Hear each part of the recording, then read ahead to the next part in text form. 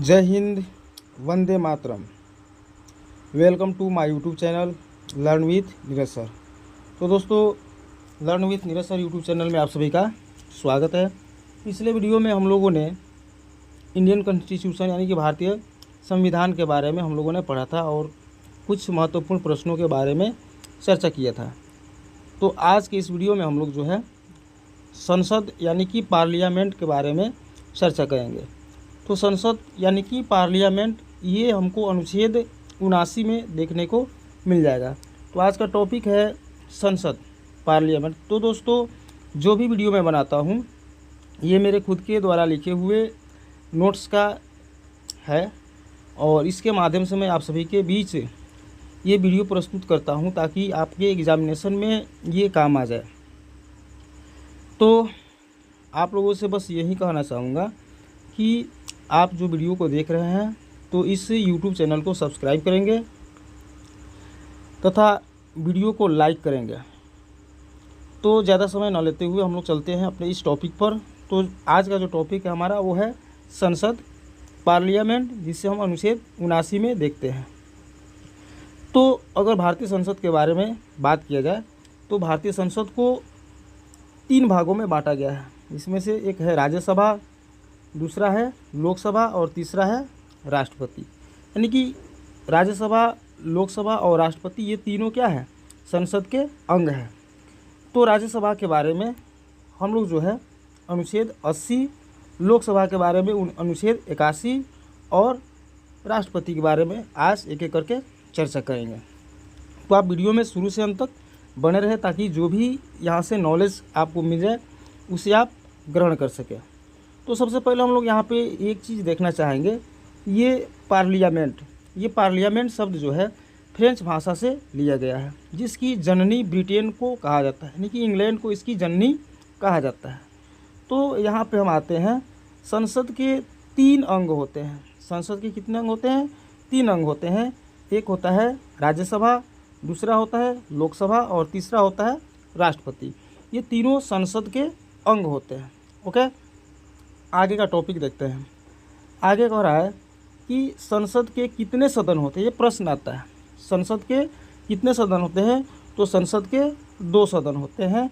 एक होता है राज्यसभा और दूसरा होता है लोकसभा। अब आगे हम चर्चा करते हैं।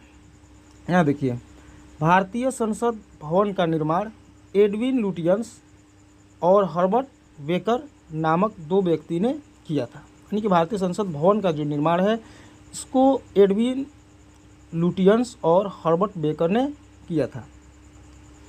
फिर आगे संसद भवन के बारे में चर्चा करते हैं। तो ये देखिए कि संसद के बाहरी परिधि 144 ग्रेनाइट पत्थरों से बनी हुई है, यानी कि टिकी हुई है। इसका जो स्तंभ है 144 ग्रेनाइट पत्थर से टिकी हुई है। फिर यहाँ पे आगे देखते हैं हम लोग कुछ महत्वपूर्ण तथ्य कि भारतीय संसद में भाषण देने वाले अमेरिकी राष्ट्रपति, यानी कि भारतीय संसद भवन में आकर के भाषण देने वाले कुछ अमेरिकी राष्ट्रपति हैं, इनके बारे में हम लोग देखते हैं।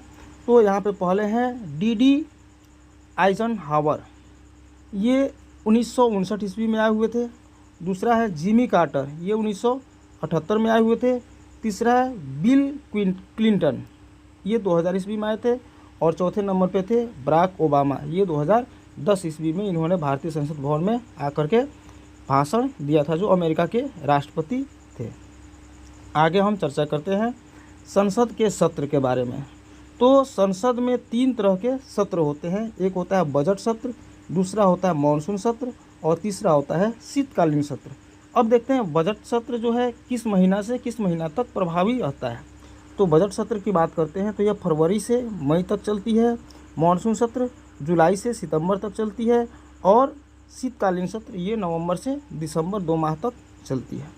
इस तरह से देखा जाए तो संसद के 3 सत्र होते हैं, बजट सत्र, मॉनसून सत्र और शीतकालीन सत्र। अब हम आगे आते हैं, संसद के जो 2 अंग होते हैं इसके बारे में पहले चर्चा करते हैं। एक होता है लोकसभा और एक होता है राज्यसभा।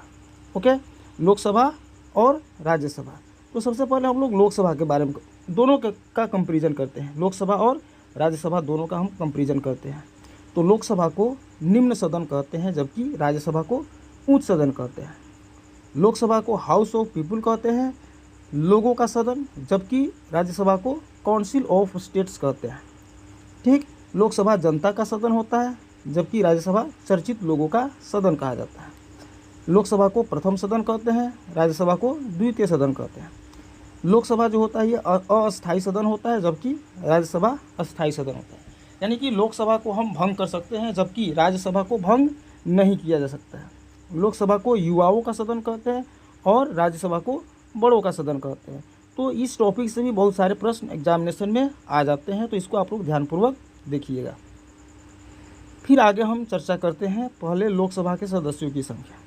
तो लोकसभा के सदस्यों की संख्या 552, ये अधिकतम संख्या पहले थी। ठीक है, 552 में जो 550 जो होते थे सदस्य वो राज्य और केंद्र शासित प्रदेशों से चुनकर आते थे, जबकि 2 एंग्लो इंडियन होते थे।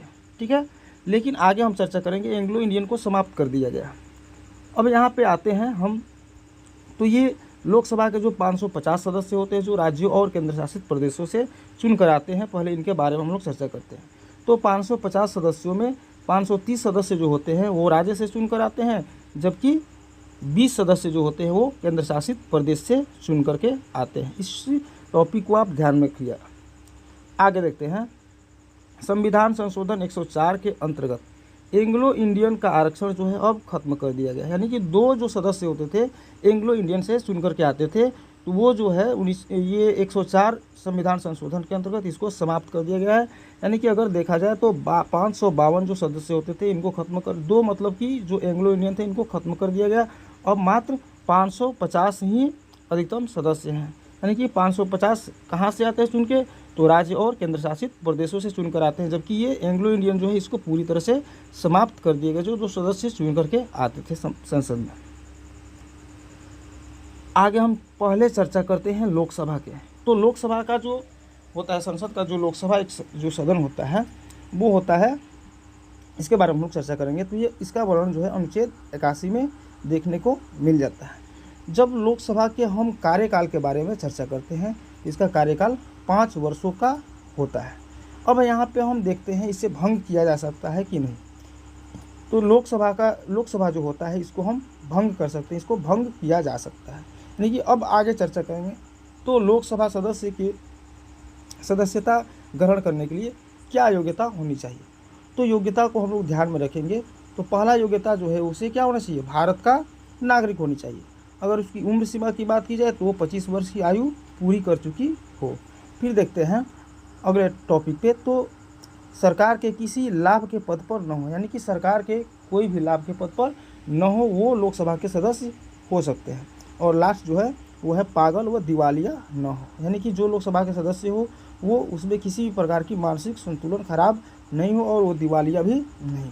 ठीक है, और लोकसभा को जनता का सदन कहा जाता है। तो ये था लोकसभा, और लोकसभा का जो है वर्णन अनुच्छेद 81 में आपको देखने को मिल जाएगा। अनुच्छेद 81 ये लोकसभा था, इसका कार्यकाल 5 वर्षों का होता है। अब हम चर्चा करते हैं राज्यसभा का। तो राज्यसभा आप देख सकते हैं ये अनुच्छेद इसका वर्णन जो है अनुच्छेद 80 में किया गया है। ठीक ना, लोकसभा का कार्यकाल 5 वर्षों का होता था, जबकि राज्यसभा का जो कार्यकाल होता है वो 6 वर्षों का होता है। लोकसभा को हम भंग कर सकते हैं, जबकि राज्यसभा को भंग करना संभव नहीं है। तो लोकसभा की सदस्यता को ग्रहण करने के लिए कुछ योग्यता थी, उसी तरह से राज्यसभा की सदस्यता को भी ग्रहण करने के लिए हमारे पास कुछ योग्यता होनी चाहिए। तो प्रथम योग्यता क्या है कि वह भारत का नागरिक होना चाहिए। जो प्रथम योग्यता है वो भारत का नागरिक होना चाहिए, यानी कि राज्यसभा के सदस्य बनने के लिए भी और लोकसभा के सदस्य दोनों बनने के लिए भारत की नागरिक होनी चाहिए। दूसरा जो है वो है आयु कम से कम 30 वर्ष होना चाहिए, जबकि लोकसभा के बारे में बात की जाए तो 25 वर्ष है और राज्यसभा के सदस्य बनने के लिए आयु जो होता है कम से कम 30 वर्ष होना चाहिए। आगे देखते हैं, सरकार के किसी भी पद पर लाभ न प्राप्त करता हो, फिर पागल व दिवालिया न हो। ये चारों के चारों गुण जो है लगभग मैच करते हैं, केवल एक को छोड़ करके। ये जो है आयु यानी कि लोकसभा के सदस्यों की आयु जो होती है कम से कम 25 वर्ष होनी चाहिए, जबकि राज्यसभा की 30 वर्ष होनी चाहिए। और लोकसभा को जो है लोकसभा को जो है हम लोग यहाँ पे आप लोग देख सकते हैं, लोकसभा को जनता का सदन कहते हैं, जबकि राज्यसभा को शिक्षित लोगों का सदन कहा जाता है। आगे हम थोड़ा सा कंपैरिजन कर लेते हैं लोकसभा और राज्यसभा के बारे में। ठीक है। तो लोकसभा है और यहाँ पे राज्यसभा है। चुनाव, तो लोकसभा के सदस्यों का जो चुनाव होता है वो प्रत्यक्ष रूप से होता है, यानी कि इसकी चुनाव कौन करते हैं, जनता करते हैं। और जनता कितने वर्षों के लिए चुनते हैं, यानी कि 5 वर्षों के लिए चुनते हैं, यानी कि 2019 में अगर चुनाव हुआ है तो 2024 तक चलेगी। लेकिन अगर हम राज्यसभा की बात करते हैं तो राज्यसभा का चुनाव जो होता है अप्रत्यक्ष रूप से होता है, इसकी चुनाव जनता खुद नहीं करती है। चुनाव करने के लिए इसमें जो एमएलए होते हैं वो या विधायक जो होते हैं वो भाग लेते हैं, ठीक है। ये प्रत्येक 2 वर्ष पर 1/3 सदस्यों का चुनाव होता है। यहाँ पे आप देख सकते हैं कि 2020 में अगर चुनाव हुआ तो 2026 तक चलेगा, यानी कि 6 वर्षों के लिए इनको चुना जाता है और प्रत्येक 2 वर्ष पर 1/3 सदस्यों का चुनाव होता है। आगे चर्चा करते हैं यहाँ पे हम लोग कि लोकसभा के पदाधिकारी के बारे में अगर हम देखते हैं तो ये अनुच्छेद 93 में इसका वर्णन किया गया। तो लोकसभा के जो पदाधिकारी होते हैं उनमें प्रमुख जो होता है अध्यक्ष होता है और अध्यक्ष के बाद दूसरा उपाध्यक्ष भी चुना जाता है, ठीक है। उसके बाद तीसरा जो होता है वो होता है प्रोमेट स्पीकर। प्रोमेट स्पीकर जो होता है लोकसभा का अस्थायी सदस्य होता है। इसके बारे में हम लोग देखते हैं तो प्रोमेट स्पीकर जो होता है राष्ट्रपति इसकी नियुक्ति करता है। प्रोमेट स्पीकर का काम लोकसभा के नए सदस्यों को शपथ दिलाना होता है, यानी कि लोकसभा में जो नए सदस्य बनकर के आते हैं उनको शपथ दिलाने का काम कौन करता है, तो वो प्रोमेट स्पीकर करता है। फिर आगे देखते हैं वर्तमान में भारत का जो प्रोमेट स्पीकर है वो कौन है, तो वो है यहाँ पे आप लोग देख सकते हैं डॉक्टर वीरेंद्र कुमार है। आगे हम स्पीकर के बारे में बात करते हैं। प्रोमेट स्पीकर के बाद हम बात करते हैं स्पीकर का, इसको अध्यक्ष भी कहा जाता है, ठीक ना। तो यहाँ पे देख सकते हैं लोकसभा के अध्यक्ष का चुनाव लोकसभा के सदस्यों द्वारा किया जाता है, यानी कि लोकसभा का जो अध्यक्ष होता है स्पीकर होता है उसका चुनाव जो लोकसभा के जितने भी सदस्य होते हैं वो खुद करते हैं। फिर आगे देखते हैं लोकसभा के अध्यक्ष के रूप में इन्हें अलग से शपथ लेना नहीं पड़ता है, यानी कि इनको शपथ लेने की ज़रूरत नहीं पड़ती है। अध्यक्ष अपना त्यागपत्र उपाध्यक्ष को देते हैं, यानी कि लोकसभा के जो अध्यक्ष होते हैं वो अपना त्यागपत्र किसे देते हैं, तो उपाध्यक्ष को देते हैं। और वर्तमान समय में अगर देखा जाए तो ओम बिरला जो है, ओम बिरला ये लोकसभा के अध्यक्ष है, स्पीकर है। चलिए वीडियो में बने रहें, आगे देखते हैं। आगे चर्चा करेंगे लोकसभा अध्यक्ष के कार्य और अधिकार।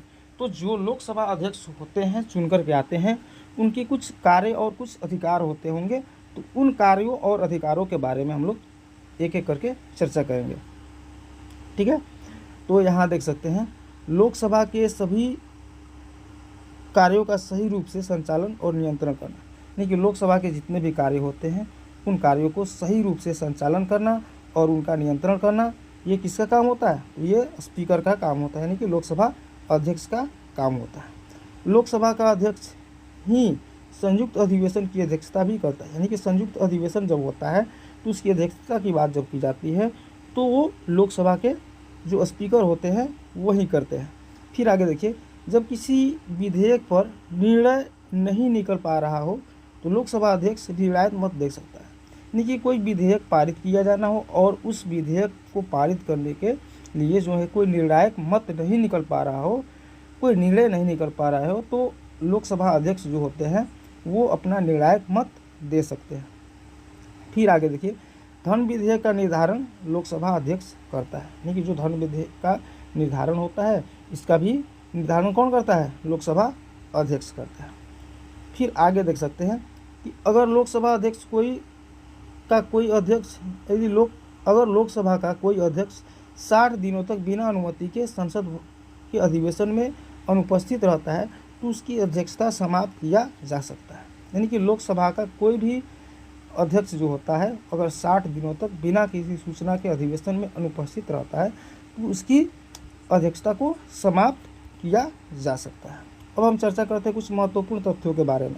तो वो तथ्य यह है कि पहले लोकसभा अध्यक्ष कौन थे, गणेश वासुदेव मालवंकर, ये प्रथम लोकसभा अध्यक्ष थे। और पहली बार अगर महिला लोकसभा अध्यक्ष के बारे में बात की जाए तो वो थे मीरा कुमार। देखिए नाम से पता चलता है कि पुरुष का नाम है, कुमार लगा हुआ है, लेकिन यह एक महिला थी। महिला अध्यक्ष प्रथम कौन थी, तो वो थी मीरा कुमार। आगे देखते हैं कि राज्यसभा के पदाधिकारी, यानी कि राज्यसभा के जब लोकसभा तो हम लोगों ने चर्चा किया, अब राज्यसभा के पदाधिकारी के बारे में जब चर्चा करते हैं तो राज्यसभा के जो पदाधिकारी होता है इसके बारे में अनुच्छेद 89 में वर्णन किया गया है। तो राज्यसभा के जो पदाधिकारी होते हैं उनमें सभापति और उपसभापति ये दोनों प्रमुख होते हैं। सभापति के बारे में कुछ तथ्य। भारत का उपराष्ट्रपति ही राज्यसभा का सभापति होता है, यानी कि भारत के जो उपराष्ट्रपति है वो राज्यसभा के सभापति होते हैं। सभापति संसद का सदस्य नहीं होगा, यानी कि ये जो सभापति होगा वो संसद का सदस्य नहीं होगा। सभापति की अनुपस्थिति में उपसभापति उनका कार्य करेंगे, यानी कि जब सभापति किसी अधिवेशन में अनुपस्थित रहता है राज्यसभा की, तो उस कंडीशन में जो है उपसभापति उनकी अध्यक्षता करते हैं।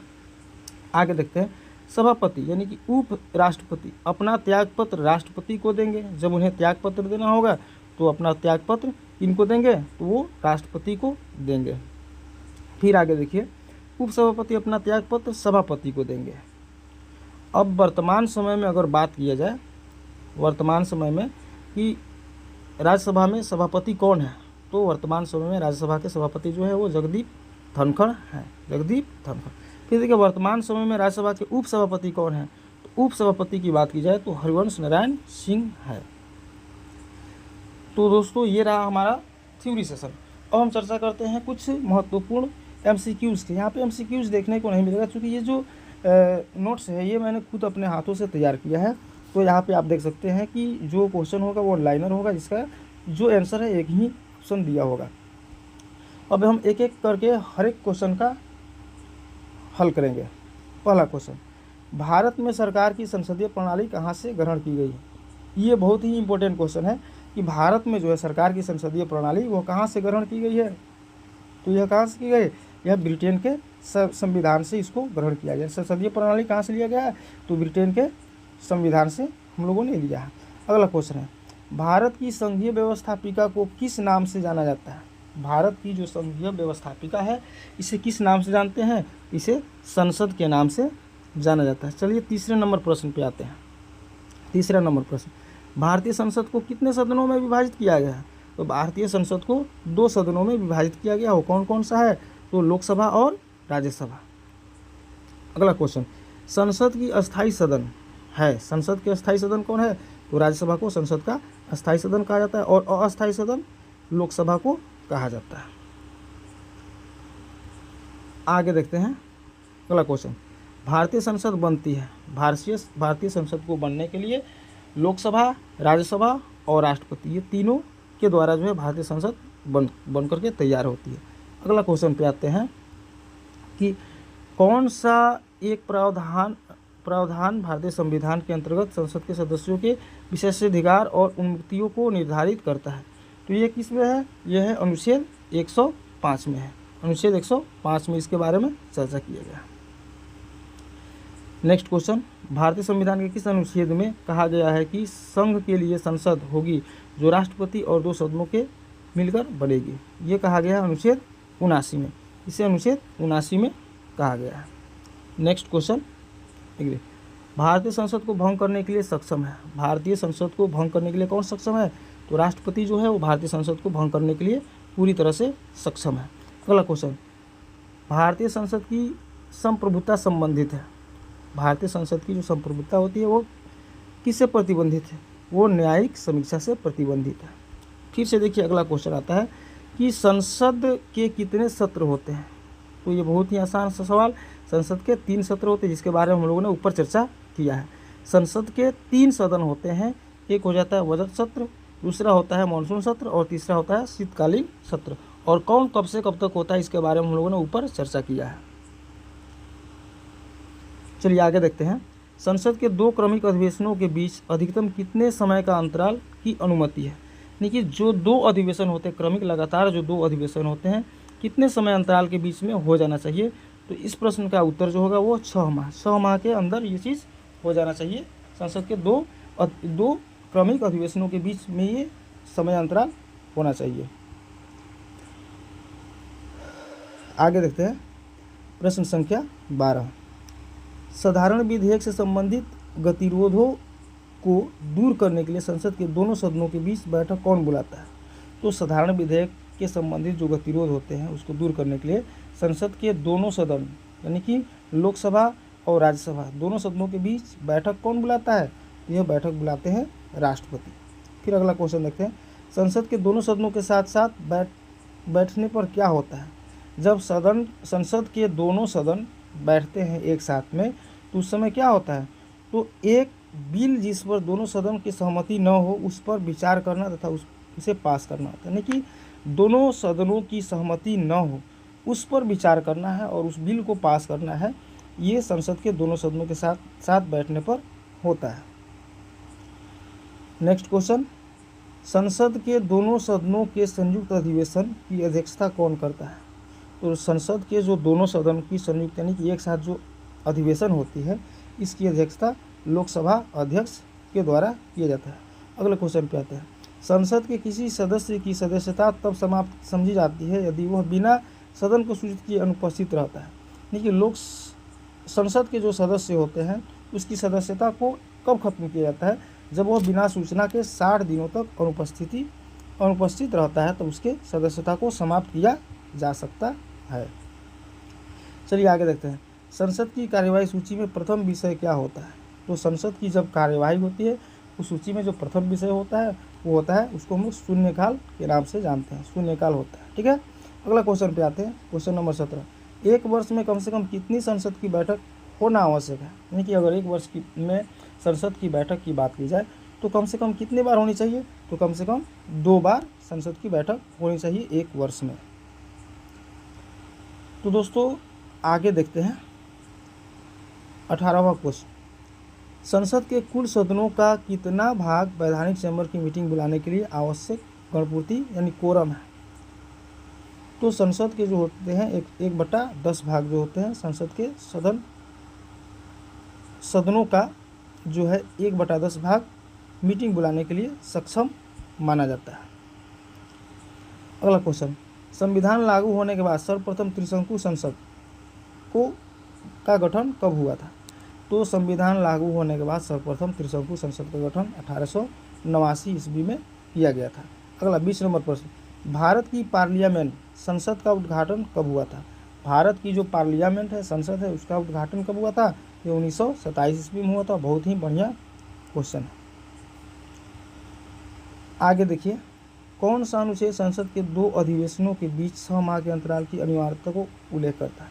यानी कि संसद के जो 2 अधिवेशन क्रमिक अधिवेशन जो होता है 6 माह जो होता है इसकी अनिवार्यता का उल्लेख किस अनुच्छेद में किया गया है?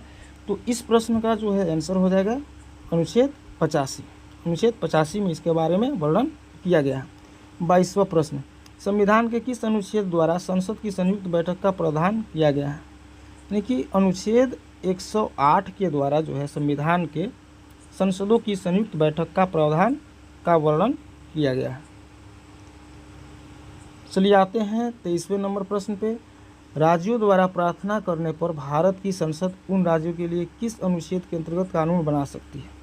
राज्यों द्वारा प्रार्थना करने पर भारत की जो संसद होती है उन राज्यों के लिए किस अनुच्छेद के अंतर्गत कानून बना सकती है? तो इस प्रश्न का जो आंसर होगा वो हो जाएगा अनुच्छेद 252। अगला प्रश्न, राज्यसभा को अस्थायी सदन कहते हैं क्योंकि? अब राज्यसभा को अस्थायी सदन कहा जाता है जबकि लोकसभा को अस्थायी कहा जाता है। तो राज्यसभा को अस्थायी सदन कहने के पीछे कारण क्या है, रीज़न क्या है? तो यह रीज़न है कि इसे विघटित नहीं किया जा सकता है, यानी कि राज्यसभा को विघटित नहीं किया जा सकता है। यही कारण है कि राज्यसभा को अस्थायी सदन की श्रेणी में रखा जाता है। नेक्स्ट क्वेश्चन 25 नंबर, राज्यसभा के लिए राष्ट्रपति द्वारा कितने सदस्य नामित किए जाते हैं?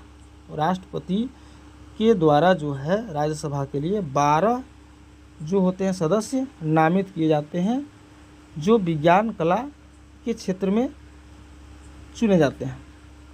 अगला क्वेश्चन, जिन संघ शासित क्षेत्रों में विधानसभाएं नहीं होती है उनके लिए प्रतिनिधि किस प्रकार चुने जाते हैं? यानी कि कुछ ऐसे क्षेत्र हैं संघ शासित प्रदेश यानी कि केंद्र शासित प्रदेश जहां पर विधानसभाएं नहीं हैं, उनके प्रतिनिधि किस प्रकार चुने जाते हैं? तो उनके जो प्रतिनिधि होते हैं वो कैसे चुने जाते हैं? विशेष निर्वाचन मंडल के द्वारा उनके प्रतिनिधि का चुनाव किया जाता है। आते हैं अगले प्रश्न पे, प्रश्न संख्या 27, राज्यसभा में किस राज्य के प्रतिनिधियों का संख्या सर्वाधिक है? तो इसके बारे में हम लोगों ने पिछले वीडियो में चर्चा किया था कि राज्यसभा में जो उत्तर प्रदेश जो राज्य है, यहाँ के प्रतिनिधियों की संख्या सबसे ज़्यादा है, सर्वाधिक है। नेक्स्ट क्वेश्चन 28, राज्यसभा के चुनाव हेतु एक अभ्यर्थी की आयु किस वर्ष से कम नहीं होनी चाहिए? तो राज्यसभा के लिए 30 वर्ष, और जब बात की जाए लोकसभा की, तो लोकसभा के सदस्यों की जो उम्र सीमा होती है कम से कम 25 वर्ष होनी चाहिए, 25 वर्ष से कम नहीं होनी चाहिए। ओके, अगला क्वेश्चन, राज्यसभा के सदस्यों का कार्यकाल कितने वर्षों का होता है? तो राज्यसभा के जो सदस्य होते हैं उनके कार्यकाल 6 वर्षों का होता है। ठीक है, अगर क्वेश्चन कर दिया जाए कि राज्यसभा का कार्यकाल कितने वर्षों का होता है, तो राज्यसभा जो होता है वो अस्थायी सदन होता है, इसका कार्यकाल कोई निर्धारित नहीं है। और अगर राज्यसभा के सदस्यों की कार्यकाल की बात की जाए तो राज्यसभा के सदस्यों का कार्यकाल 6 वर्षों का होता है। आते हैं अगले क्वेश्चन पे, राज्यसभा के 1/3 सदस्य कितने वर्ष के पश्चात सेवानिवृत्त हो जाते हैं तथा नए 1/3 सदस्य उनका स्थान लेते हैं? कितने वर्षों के बाद? तो 2 वर्षों के बाद, 2 वर्षों के बाद 1/3 भाग सदस्य चुन करके आते हैं और वो जो होते हैं कुछ सेवानिवृत्त हो जाते हैं। अगले क्वेश्चन पे आते हैं, राज्यसभा में सीटों की अधिकतम संख्या कितनी हो सकती है? तो राज्यसभा में सीटों की जो अधिकतम संख्या है वो 250 हो सकती है। आगे देखते हैं अगला क्वेश्चन, राज्यसभा के सभापति कौन होता है? तो इसके बारे में हम लोगों ने पहले पढ़ा, राज्यसभा के जो सभापति होते हैं वो उपराष्ट्रपति होते हैं। अगला क्वेश्चन, राज्यसभा के सभापति का चुनाव कौन करता है? तो राज्यसभा के सभापति का चुनाव जो लोकसभा और राज्यसभा के सदस्य होते हैं सभी मिलजुल करके एक साथ में करते हैं। अगला क्वेश्चन, राज्यसभा के सभापति की अनुपस्थिति में राज्यसभा का कार्यभार संचालन कौन करता है? तो जब सभापति यानी कि उपराष्ट्रपति जब नहीं होते हैं तो उस कंडीशन में राज्यसभा का जो कार्य का संचालन होता है वो कौन करता है? उप सभापति के द्वारा किया जाता है। चलिए अगले क्वेश्चन पे आते हैं, प्रश्न संख्या 35, राज्यसभा के द्विवर्षीय चुनाव का आयोजन की अधिसूचना कौन जारी करता है? तो द्विवर्ष यानी कि 2 वर्षों के बाद जो चुनाव होता है 1/3 भाग सदस्य चुने जाते हैं, तो इसकी अधिसूचना को कौन जारी करता है? तो इसकी अधिसूचना को निर्वाचन आयोग द्वारा जारी किया जाता है। अगले क्वेश्चन पे आते हैं, स्वतंत्र भारत में राज्यसभा के प्रथम सभापति कौन थे? तो स्वतंत्र भारत में राज्यसभा के प्रथम सभापति वो थे डॉक्टर एस राधाकृष्णन यानी सर्वपल्ली राधाकृष्णन, और ये जो भारत के प्रथम उपराष्ट्रपति भी थे। और चूंकि उपराष्ट्रपति ही जो होता है राज्यसभा के सभापति होता है, तो प्रथम सभापति कहिए या फिर प्रथम उपराष्ट्रपति कहिए, तो ये थे डॉक्टर एस राधाकृष्णन यानी कि डॉक्टर सर्वपल्ली राधाकृष्णन। आते हैं 37 क्वेश्चन पे, संविधान के अनुच्छेद 312 राज्यसभा को किसके अधिकार प्रदान किया है? अनुच्छेद 312 के बारे में अगर हम चर्चा करते हैं तो यह एक या एक से अधिक अखिल भारतीय सेवा सृजित करने का अधिकार इसको प्रदान है। अगला क्वेश्चन, लोकसभा द्वारा पारित धन विधेयक राज्यसभा को प्राप्त होने के कितने दिनों के बाद या भीतर लोकसभा को वापस लौटाना पड़ता है? तो ये जो होता है 14 दिनों के भीतर जो होता है लोकसभा द्वारा पारित धन विधेयक राज्यसभा को प्राप्त होने के 14 दिन बाद पुनः जो है लोकसभा में इसको लौटाना पड़ता है, वापस करना पड़ता है। आते हैं अगले क्वेश्चन पे। अगला क्वेश्चन है, राष्ट्रपति द्वारा राज्यसभा के लिए कला, साहित्य, विज्ञान आदि के क्षेत्र में 12 सदस्यों को मनोनीत करने की व्यवस्था भारतीय संविधान के किस अनुच्छेद में के अंतर्गत आता है? यानी कि राष्ट्रपति जो होते हैं कला, साहित्य और विज्ञान के क्षेत्र में 12 सदस्यों को मनोनीत करते हैं, तो यह किस अनुच्छेद में इसके बारे में चर्चा किया गया है? तो अनुच्छेद 80 में इसके बारे में पूरी तरह से चर्चा किया गया है। नेक्स्ट क्वेश्चन देखते हैं, राज्यसभा सामान्य विधेयक को अधिकतम कितनी अवधि के लिए रोक सकती है? राज्यसभा जो होता है सामान्य विधेयक को अधिकतम 6 माह के लिए रोक सकती है। ठीक है, अगला क्वेश्चन, प्रधानमंत्री पद पर नियुक्ति होते समय कौन राज्यसभा का सदस्य था? यानी कि प्रधानमंत्री के पद पर नियुक्त होते समय कुछ ऐसे प्रधानमंत्री थे जो राज्यसभा के सदस्य भी थे। इनमें प्रथम कौन थी? इंदिरा गांधी, दूसरे थे इंद्र कुमार गुजराल और तीसरा मनमोहन सिंह। हमारे भूतपूर्व ये प्रधानमंत्री थे जो प्रधानमंत्री पद पर नियुक्त होते समय राज्यसभा के सदस्य रह चुके थे। आगे देखते हैं अगला क्वेश्चन 42। राज्यसभा की प्रथम महिला महासचिव कौन थी? तो राज्यसभा की प्रथम महिला महासचिव थी वी.एस. रमा देवी। वी.एस. रमा देवी ये राज्यसभा की प्रथम महिला महासचिव थी। अगला क्वेश्चन, राज्यसभा की प्रथम बैठक कब हुई थी? तो राज्यसभा की जो प्रथम बैठक हुई थी वो 13 मई 1952 को हुई थी। अगला क्वेश्चन, लोकसभा द्वारा विचारार्थ भेजे गए वित्त विधेयक को राज्यसभा कितने समय तक रोक सकती है? तो लोकसभा द्वारा विचारार्थ भेजे गए वित्त विधेयक को राज्यसभा जो होते हैं 14 दिनों तक रोक सकती है। आगे क्वेश्चन है 45 कि कौन सदन के अध्यक्ष हुए बिना इसके अध्यक्ष के रूप में कार्य कर सकता है? तो भारत के जो राष्ट्रपति होते हैं वो बिना सदस्य हुए बिना जो होते हैं वो अध्यक्ष के रूप में कार्य कर सकते हैं। नेक्स्ट क्वेश्चन 46 राज्यसभा का अध्यक्ष सभापति कौन होता है?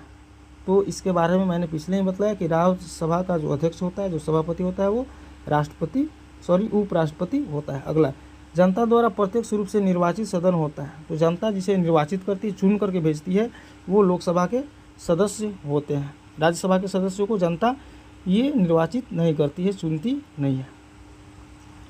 नेक्स्ट क्वेश्चन, भारतीय संविधान के किस अनुच्छेद में लोकसभा के गठन के संबंध में प्रावधान किया गया है? तो भारतीय संविधान के अनुच्छेद 81 और 331 में जो है लोकसभा के गठन के संबंध में प्रावधान प्रस्तुत किए गए हैं।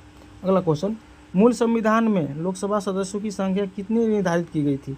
तो मूल संविधान में है लोकसभा सदस्यों की संख्या 500 निर्धारित की गई थी। चलिए नेक्स्ट क्वेश्चन, 31वें संविधान संशोधन द्वारा लोकसभा की अधिकतम सदस्यों की संख्या कितनी निर्धारित की गई? तो लोकसभा 31वें संविधान संशोधन के द्वारा अगर लोकसभा के अधिकतम सदस्यों की संख्या निर्धारित की बात की जाती है तो ये थे 543, जिसमें से 2 एंग्लो इंडियन को हटा दिया गया, अभी 543 है। 51 राष्ट्रपति एंग्लो इंडियन समुदाय के कितने प्रतिनिधियों को लोकसभा में मनोनीत करता है? करता है नहीं, अब करता था। कितने? तो 2। अब ये प्रावधान पूरी तरह से समाप्त कर दी गई है। अगला क्वेश्चन, राष्ट्रपति द्वारा लोकसभा के आंग्ल भारतीय समुदाय के 2 सदस्यों को किस अनुच्छेद के तहत मनोनीत करता है? तो अनुच्छेद 331 के तहत मनोनीत करता था। अगला क्वेश्चन, लोकसभा के निर्वाचित क्षेत्रों का सीमा निर्धारण कितनी बार किस सन में किया गया? पहली बार किस सन में किया गया?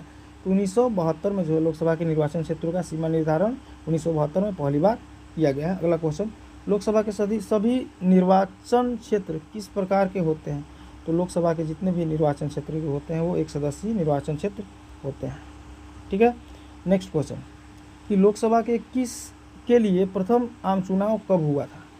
तो लोकसभा के लिए प्रथम आम चुनाव जो हुआ है 1952 ईस्वी में हुआ था। नेक्स्ट क्वेश्चन, लोकसभा की सूचना का चुनाव लड़ने के लिए इच्छुक व्यक्ति की न्यूनतम उम्र कितनी होनी चाहिए? तो लोकसभा के लिए 25 वर्ष और राज्यसभा के लिए मिनिमम 30 वर्ष उम्र होना चाहिए।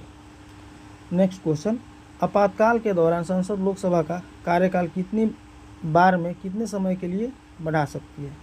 तो आपातकालीन स्थिति में संसद लोकसभा के जो सदस्य होते हैं उनके कार्यकाल को 1 वर्ष के लिए बढ़ा सकता है। नेक्स्ट क्वेश्चन, लोकसभा के किसी सदस्य की सदस्यता कितने दिनों तक अनुपस्थित रहने पर समाप्त हो जाती है? अगर लोकसभा के अध्यक्ष हैं लगातार 2 माह तक अनुपस्थित रहते हैं तो उनकी सदस्यता को स्वतः समाप्त कर दी जाती है। अगला क्वेश्चन, संसद में 12 बजे से पहले के जो समय होते हैं उसको क्या कहा जाता है? तो संसद में 12 बजे से पहले का जो समय होता है उसको प्रश्नकाल कहा जाता है। चलिए अगले क्वेश्चन पे आते हैं। संसद में प्रश्नकाल और कार्यसूची के मध्य समय को क्या कहा जाता है? तो प्रश्नकाल और कार्यसूची के मध्य के जो समय होते हैं उसको शून्यकाल के नाम से जाना जाता है। अगला, भारत सरकार का संविधानिक अध्यक्ष कौन होता है? तो भारत सरकार का जो संविधानिक अध्यक्ष होता है वो राष्ट्रपति होता है। अगला क्वेश्चन, लाभ के पद पर निर्णय कौन करेगा?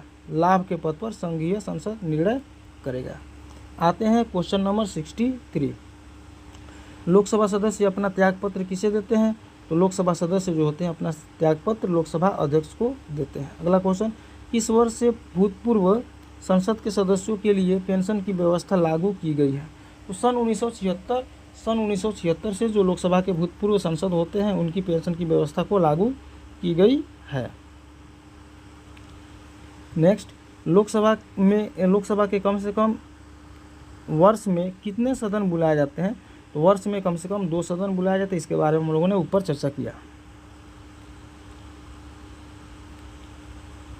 आगे देखते हैं, भारत की पहली महिला लोकसभा अध्यक्ष कौन थी? तो भारत की जो पहली महिला लोकसभा अध्यक्ष थी मीरा कुमार। अगला क्वेश्चन, वर्तमान लोकसभा अध्यक्ष कौन है? तो वर्तमान लोकसभा अध्यक्ष ओम बिरला है। 68, लोकसभा की सामान्य अवधि बढ़ाई जा सकती है किसके द्वारा, किस अधिनियम के द्वारा? तो संसद द्वारा पारित अधिनियम से लोकसभा की सामान्य अवधि को बढ़ाई जा सकती है। नेक्स्ट क्वेश्चन, लोकसभा की बैठक किस प्रकार समाप्त की जाती है? तो लोकसभा की जो बैठक होती है विघटन द्वारा, छात्रावास द्वारा या फिर स्थगन द्वारा समाप्त की जा सकती है। नेक्स्ट क्वेश्चन, कोई वित्तीय बिल प्रस्तावित हो सकता है? तो कोई वित्तीय बिल प्रस्तावित हो सकता है तो कहाँ होता है? अगर वित्तीय बिल के बारे में बात की जाए तो केवल लोकसभा में ये प्रस्ताव प्रस्तावित होता है वित्तीय बिल की। ओके,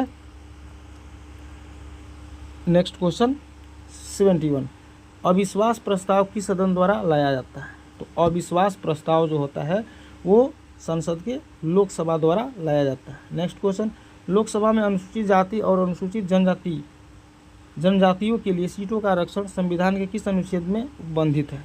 तो अनुच्छेद 330 में लोकसभा में अनुसूचित जाति और अनुसूचित जनजाति के लिए सीटों का आरक्षण संविधान द्वारा दिया गया है।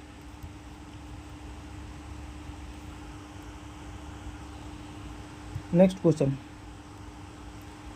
लोकसभा में मंत्री परिषद के विरुद्ध अविश्वास प्रस्ताव लाने हेतु न्यूनतम सदस्य संख्या कितनी होनी चाहिए? तो अविश्वास प्रस्ताव लाने के लिए न्यूनतम सदस्य संख्या 50 होनी चाहिए। नेक्स्ट क्वेश्चन, राष्ट्रपति पद के निर्वाचन हेतु कौन सी पद्धति अपनाई गई है? तो राष्ट्रपति पद के निर्वाचन हेतु समानुपातिक प्रतिनिधि एवं एकल संक्रमणीय मत पद्धति अपनाई गई है। चलिए नेक्स्ट क्वेश्चन, अगला 75, भारत के राष्ट्रपति को उनके पद से हटाया जा सकता है किसके द्वारा? भारत के राष्ट्रपति को किसके द्वारा उनके पद से हटाया जा सकता है? तो संसद द्वारा भारत के राष्ट्रपति को महाभियोग लगा करके उनके पद से हटाया जा सकता है। 66 भारत के राष्ट्रपति को हटाने की प्रक्रिया, तो भारत के राष्ट्रपति को संसद द्वारा महाभियोग लगा करके हटाया जा सकता है। नेक्स्ट क्वेश्चन, सबसे लंबे समय तक भारत के राष्ट्रपति कौन थे? तो सबसे लंबे समय तक अगर भारत की राष्ट्रपति की बात की जाए तो डॉक्टर राजेंद्र प्रसाद जो भारत के प्रथम राष्ट्रपति थे वही सबसे लंबे समय तक भारत के राष्ट्रपति पद पर बने रहे। नेक्स्ट क्वेश्चन, कौन राष्ट्रपति पहले केंद्रीय गृह मंत्री थे? पहले केंद्रीय गृह मंत्री कौन थे जो बाद में चल करके राष्ट्रपति बने? इस प्रश्न का आंसर हो जाएगा ज्ञानी जैल सिंह। ज्ञानी जैल सिंह जो थे वो पहले केंद्रीय गृह मंत्री थे और बाद में चल करके उन्होंने राष्ट्रपति पद पर शपथ लिया था। नेक्स्ट क्वेश्चन, एक ही व्यक्ति को कितनी बार भारत का राष्ट्रपति बनाया जा सकता है? तो इसके लिए कोई सीमा निर्धारित नहीं है। अगर कोई व्यक्ति जितनी बार चाहे वो भारत के राष्ट्रपति बन सकता है, तो इसका आंसर हो जाएगा कई बार, यानी कि अनेकों बार। नेक्स्ट क्वेश्चन, भारत के राष्ट्रपति चुने जाने वाले प्रथम गैर कांग्रेसी उम्मीदवार कौन थे? प्रथम गैर कांग्रेसी उम्मीदवार जो भारत के राष्ट्रपति चुने गए थे वो थे वीवी गिरी। ओके, वीवी गिरी जो थे भारत के राष्ट्रपति चुने जाने वाले प्रथम गैर कांग्रेसी उम्मीदवार थे। नेक्स्ट क्वेश्चन चर्चा करते हैं, भारतीय राष्ट्रपति के सर्वसम्मति से चुने जाने वाले अभी तक एकमात्र उदाहरण कौन है? सर्वसम्मति से यानी कि चुनाव नहीं हुआ था और निर्विरोध जो जीते थे वो कौन थे? तो वो थे नीलम संजीव रेड्डी। ये भारत के राष्ट्रपति ऐसे राष्ट्रपति थे जो निर्विरोध चुनाव जीते थे। नेक्स्ट क्वेश्चन, भारतीय संविधान का कौन सा अनुच्छेद राष्ट्रपति के पद के लिए पुनः निर्वाचन की योग्यता निर्धारित करता है? तो अनुच्छेद 57। नेक्स्ट क्वेश्चन, किसकी नियुक्ति भारत के राष्ट्रपति करता है?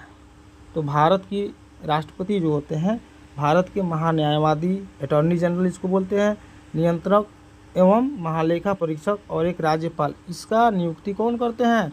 तो इनका नियुक्ति राष्ट्रपति के द्वारा किया जाता है। नेक्स्ट क्वेश्चन, किसे राष्ट्रपति नियुक्त नहीं करता है? राष्ट्रपति जो होता है योजना आयोग को नियुक्त नहीं कर सकता है।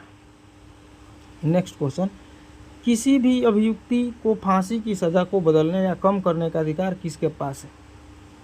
तो ये अधिकार राष्ट्रपति के पास है कि कोई दोषी हो उसकी फांसी की सज़ा को बदल सकता है या फिर उनकी सज़ा को कम कर सकता है।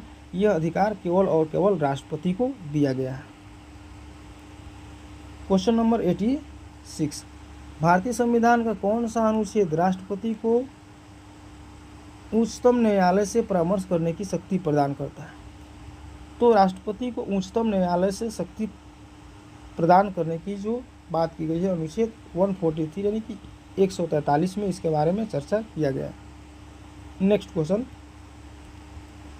भारत के किस न्यायमूर्ति ने कुछ समय तक भारत के राष्ट्रपति के रूप में कार्य किया था? तो वह कौन से भारत के उच्चतम न्यायालय के जो न्यायाधीश थे, मुख्य न्यायाधीश न्यायमूर्ति थे, जो कुछ समय तक भारत के राष्ट्रपति के रूप में कार्य किया था? तो वो कौन थे? वो थे न्यायमूर्ति एम हिदायतुल्लाह। ठीक। नेक्स्ट क्वेश्चन, राष्ट्रपति किस सूची के विषय पर अध्यादेश जारी कर सकता है? तो राष्ट्रपति जो होता है संघ और समवर्ती सूची के अध्यादेश राष्ट्रपति जो होता है संघ एवं समवर्ती सूची के विषय पर अध्यादेश जारी कर सकता है। अब हम चलते हैं लास्ट की तरफ। क्वेश्चन नंबर 89, वर्तमान राज्यसभा के सभापति कौन है? तो वर्तमान राज्यसभा के जो सभापति होते हैं वो उपराष्ट्रपति, वो कौन है? M Venkaiah Naidu. Next question, राष्ट्रपति द्वारा राज्यसभा के सदस्यों का नामांकन प्रक्रिया किस देश से लिया गया है? तो राष्ट्रपति के द्वारा राज्यसभा के सदस्यों की जो नामांकन प्रक्रिया है वह आयरलैंड के संविधान से लिया गया है। नीति निर्देशक तत्वों के बारे में अगर हम चर्चा करते हैं तो वो भी आयरलैंड के संविधान से ही लिया गया है। चलिए नेक्स्ट क्वेश्चन, भारत के राष्ट्रपति के पास कौन सी वीटो शक्ति होती है? तो भारत के जो राष्ट्रपति होते हैं उनके पास पूर्व निषेध, निलंबित निषेध और पॉकेट निषेध, ये तीनों वीटो शक्ति इसके पास मौजूद होता है। नेक्स्ट क्वेश्चन, संविधान के अनुच्छेद 124 के अंतर्गत राष्ट्रपति क्या कर सकता है? संविधान के अनुच्छेद 124 के अंतर्गत जो राष्ट्रपति होते हैं वो सर्वोच्च न्यायालय के मुख्य न्यायाधीशों की नियुक्ति कर सकते हैं। चलिए नेक्स्ट क्वेश्चन 93, संविधान के किस अनुच्छेद के अंतर्गत राष्ट्रपति संघीय मंत्रिपरिषद की सलाह मानने के लिए बाध्य होता है? तो संविधान के 74वें अनुच्छेद में के अंतर्गत राष्ट्रपति जो होता है संघीय मंत्रिपरिषद की सलाह मानने के लिए बाध्य होता है। नेक्स्ट क्वेश्चन, ये सेकेंड लास्ट क्वेश्चन है इस वीडियो का। राष्ट्रपति द्वारा जारी एक अध्यादेश संसद के सत्र शुरू होने के बाद कितने समय तक रखा जा सकता है? राष्ट्रपति द्वारा जारी अध्यादेश संसद के सत्र शुरू होने के 6 सप्ताह बाद रखा जा सकता है। और लास्ट क्वेश्चन है, राष्ट्रपति और उपराष्ट्रपति की अनुपस्थिति में कौन कार्यभार संभालता है? अब राष्ट्रपति नहीं रहे तो कार्यभार को उपराष्ट्रपति संभालता है। अगर उपराष्ट्रपति भी नहीं रहे, राष्ट्रपति भी नहीं रहे, तो उस कंडीशन में जो होता है कार्यभार जो होता है वो सर्वोच्च न्यायालय के जो मुख्य न्यायाधीश होते हैं वह राष्ट्रपति और उपराष्ट्रपति के कार्यभार को संभालते हैं।